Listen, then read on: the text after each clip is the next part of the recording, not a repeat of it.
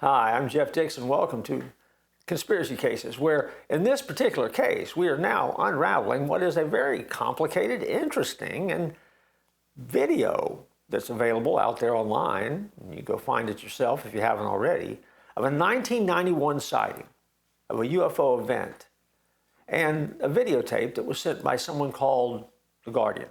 In our last episode, we talked about the fact that no one really knew who The Guardian is. Interestingly enough, in November of 1992, our researcher, Lightfoot, met with a man who believed he knew his identity of the Guardian. Well, wait a minute. I said in the last episode, Guardian, no one knew who he was. Well, listen on.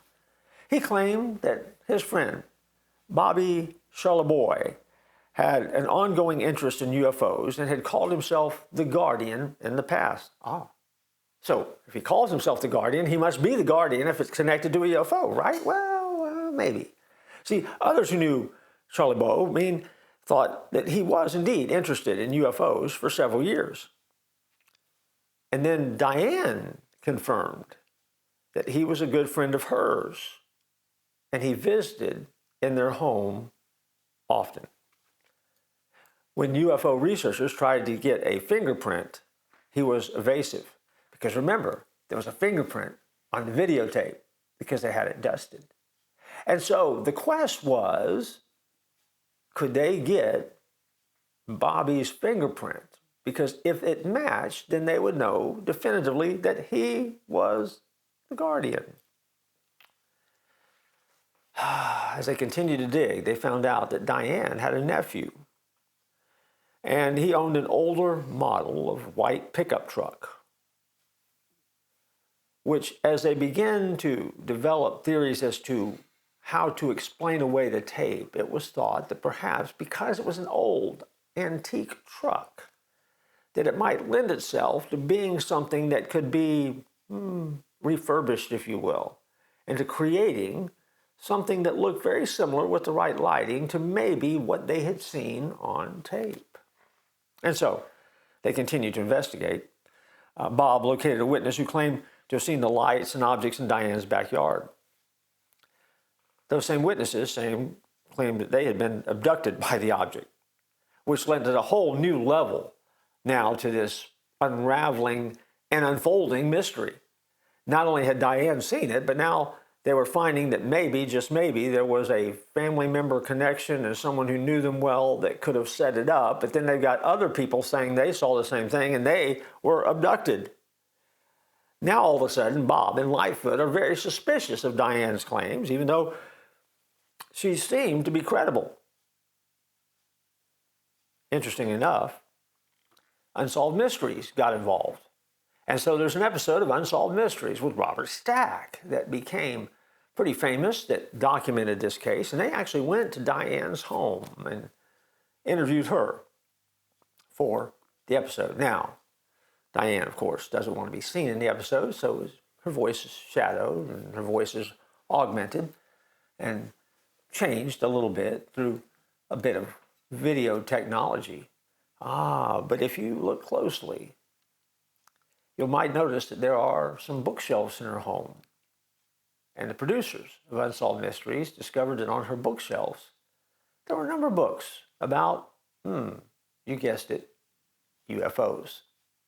So all of a sudden, Diane becomes not just a random witness or an observer to an event that is way off of her radar. She's someone who is intrigued, fascinated, and interested in UFOs. By 1994, Bob had concluded his investigation. By this time, 1994, 3 years after the events that had taken place, the UFO community had kind of distanced themselves from Bob as an investigator because he had proven himself to be less than reliable, sometimes ignoring evidence that would not line up with the evidence that he wanted in the story he was telling. Several other experts became involved, and they believed that Diane's nephew's truck maybe was responsible. Maybe it had been used to create the object. Would it have been a stretch for the nephew after meeting him? Sure. But could it have been done? possibly. And because it was possible, then all of a sudden it leads itself to some reasonable doubt about whether or not it really was a UFO site or UFO. Due to the dark background, the other special effects, the truck could look a lot like a UFO. Didn't explain how it flew in the sky, by the way. Didn't explain all of the answers. But again, when you're looking to disprove and tear apart the story, sure, why not? And so, eventually, it was believed that the identity of Guardian very well could have been the guy we met named Bobby, even though he somehow managed to avoid getting his fingerprints ever taken. And he has a clean record. So he has no fingerprints on file with any law enforcement group in Canada. Time passed. Years have passed. And as time has gone by, the evidence has been weighed.